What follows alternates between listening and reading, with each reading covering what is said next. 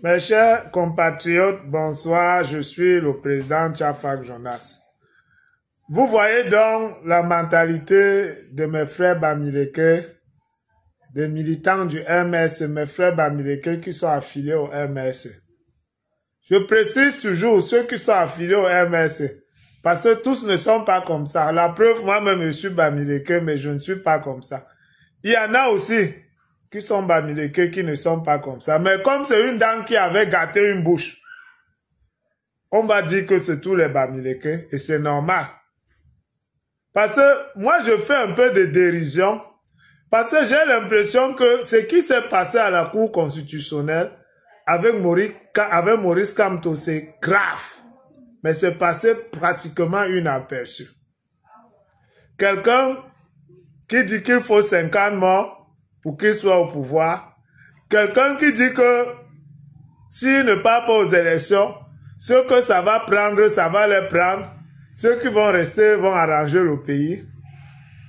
Mais qui prend peur devant une âme dans un endroit qui est à l'heure là l'endroit le plus sécurisé du Cameroun. Là où il y a les ministres, là où il y a tout le monde. Il voit un anti-gang qui est habillé avec la torche d'un avocat pour s'infiltrer, pour protéger les ministres, tout le monde. Devant les télés, la télévision, il dit qu'il a peur pour sa vie. Donc, un vieux de 75 ans a encore peur de mourir. Mais il envoie les petits enfants dans la rue pour aller défier les forces de l'ordre et peut-être perdre leur vie. Il prend les exemples qu'au Sénégal, il y a eu la révolution, il y a eu 50 morts. Donc voilà quelqu'un que sa date d'expiration est déjà finie en tant qu'un être humain. Moi-même à 50 ans, ma date d'expiration est finie parce que l'espérance de vie en Afrique c'est 50 ans. Ceux qui viennent me menacer de mort ici, mes chers frères, si vous me tuez, ne restez pas mourir. Mais j'ai même déjà 50 ans. J'ai tout fait dans ma vie. J'ai tout. Je ne suis pas comme votre Tintin là. Donc, ceux qui me menacent, vous mes frères Bamileke affiliés au MSC, vous qui me menacez, si vous me tuez, ne restez pas mourir. Parce que si vous restez mourir, non seulement vous n'avez rien fait, mais je vais aller vous attendre là-bas pour que vous veniez me trouver. Et vous allez que venir. Ça, c'est plus sûr. Il n'y a pas quelque chose qui est sûr dans la vie comme mourir. Ça ne rate jamais. C'est plus sûr de mourir même que de vivre. On est plus sûr de mourir que de vivre. Donc, quand vous dites à quelqu'un qui va mourir que je vais te tuer, tu ne lui apprends rien. Même si tu ne le tuais pas, il allait caler sur terre. Et toi-même qui lui dis ça, est-ce qu'après l'avoir tué là, tu vas caler sur terre? Donc c'est un faux débat. Moi, je ne fais pas ce genre de débat. J'étais tout simplement en train de vous dire que j'ai voulu vous montrer le vrai visage de celui qui prétend être votre sauveur. Il a peur lui-même de mourir là où tout le monde se sent en sécurité. Mais il envoie vos petits-enfants dans la rue pour aller défier les autorités au risque de se faire tuer.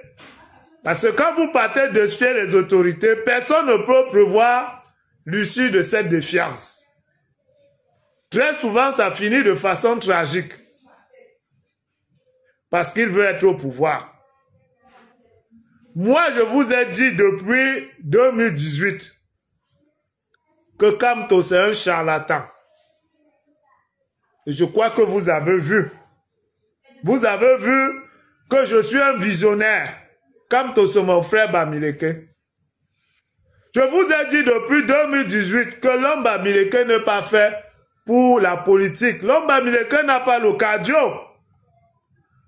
Vous n'avez pas le cardio de Paul Biya. Vous avez insulté Paul Biya. Vous l'avez insulté sa femme. Vous avez menti. Vous êtes parti même devant son hôtel. Violenter ses gardes du corps. Vous avez dit même que son pantalon est tombé. Vous avez tout raconté sur Paul Biya. Vous avez vu Paul Biya vous répondre un jour, un chef d'État qui a fait 40 ans de pouvoir, qui a développé le Cameroun, vous l'insultez, vous laisse.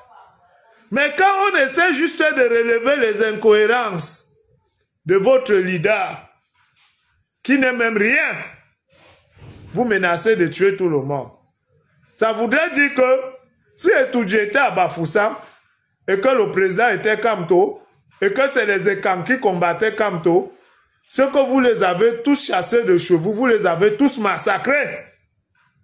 Parce que maintenant même que vous n'êtes, Kamto n'est pas au pouvoir, vous n'avez même aucun pouvoir, mais vous menacez de tuer les gens. Vous n'avez pas le cardio pour la politique. Vous, mes frères Bamileke affiliés au MS, je dis ça depuis 2018. Vous avez humilié Paul Biya, humilié sa femme. Regardez par exemple Ganchou là, qui a fui, c'est Ganchou qui était à Equinox. Il a dit des choses très horribles sur Chantal Biya, Ngongo. Mais il a fui. Celui-là, je sais qu'il cherchait l'asile politique. C'est tout. Parce qu'en Equinox, quand même, on paye les employés là-bas à monnaie de sèche. C'est l'asile politique. Nous faisons était déjà parti. Peut-être nous faisons lui a dit qu'au Canada, si tu as l'asile politique, c'est bien. Il est sur la route pour aller au Canada. Il a eu ce qu'il voulait. Un mandat de recherche internationale. Ça va lui donner son asile politique.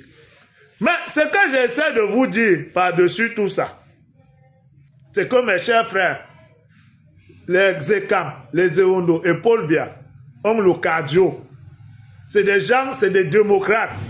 Parce que tout ce que vous avez fait à Paul Biya là, vous l'avez insulté. Vous avez menti. Vous avez même dit qu'il est mort. Vous avez insulté toute sa famille. Tous ces influenceurs qui sont en Europe là. Si Paul Biya était méchant comme vous, il finit avec vous en une fraction de seconde. Les Albanais sont là-bas en France. Moi, j'ai fait tout le monde entier. J'ai fait l'Europe. Je connais les Albanais, je les connais. C'est 1000 $. Il finit avec vous incognito. Même tu as qui est au Sénégal là.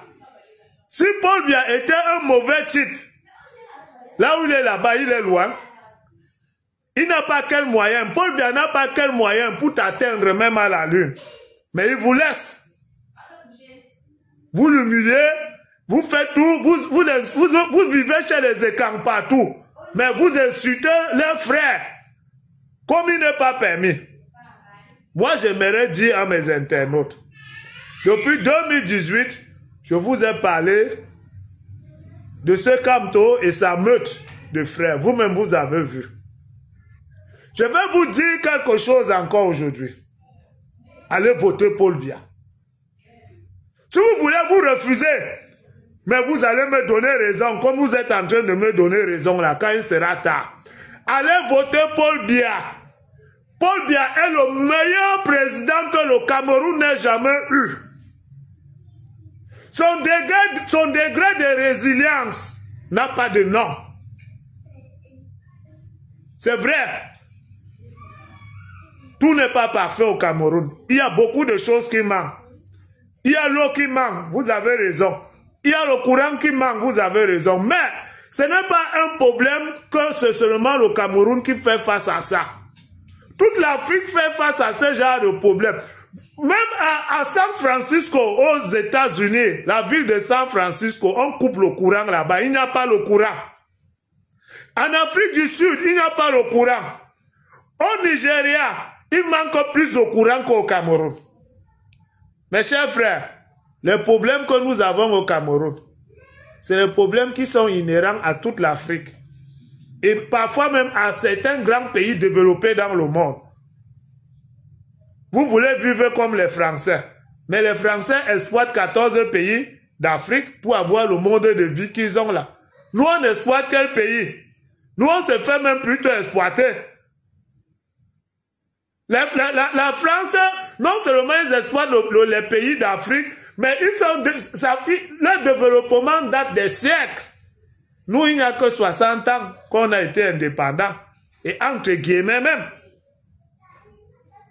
Paul Biya est le meilleur président. Paul Biya est le président qui a aimé le Bamileke. Il n'y a aucune tribu qui aime les Bamileke comme les Eka. Parce que les pètes que vous faites là, si on donne le pouvoir aux nordistes, ils vont nous écraser, nous les Bamileke, parce qu'il y a d'abord un combat de leadership en matière de commerce entre les nordistes et les Bamileke. Vous savez que les nordistes, leur principale activité, c'est le commerce. Et pareil pour les Bamileke. C'est pour ça qu'à l'époque d'Ahidjo, Ahidjo nous avait d'abord confinés à l'ouest. Est-ce qu'il y avait les milliardaires à l'époque d'Ahidjo? C'était les milliardaires, c'était les nordistes. Les grands commerçants, c'était les nordistes. Jusqu'à maintenant même, le plus grand milliardaire du Cameroun, c'est Dampolo. C'est le plus riche de l'Afrique centrale.